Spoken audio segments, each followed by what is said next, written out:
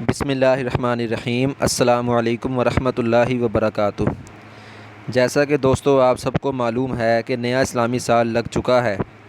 محرم الحرام 1443 ہجری کا چاند نظر آ چکا ہے، لہٰذا آج میں آپ کو نئے اسلامی سال کی دعا پڑھنا آپ کو سکھاؤں گا۔ یہ دعا آپ نے ضرور پڑھنی ہے۔ عبداللہ بن حشام سے روایت ہے کہ صحابہ کرام رضی اللہ عنہم اجمعین نئے سال یا مہینے کی آمد پہ یہ دعا سکھاتے تھے: اللہم ادخلہ علینا بالامن والایمان والسلامۃ والاسلام ورضوان من الرحمن وجوار من الشیطان۔ ترجمہ: اے اللہ، امن، ایمان، سلامتی، اسلام، رحمان کی رضامندی اور شیطان سے بچاؤ کے ساتھ اس سال مہینہ کو ہم پہ داخل فرما، آمین۔ طبرانی شریف کی روایت ہے۔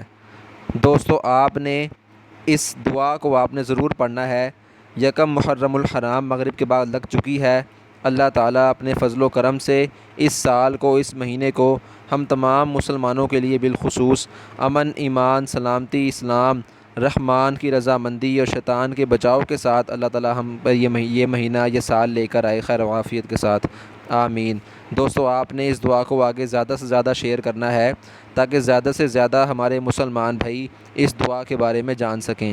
جزاک اللہ خیرہ۔ السلام علیکم ورحمۃ اللہ وبرکاتہ۔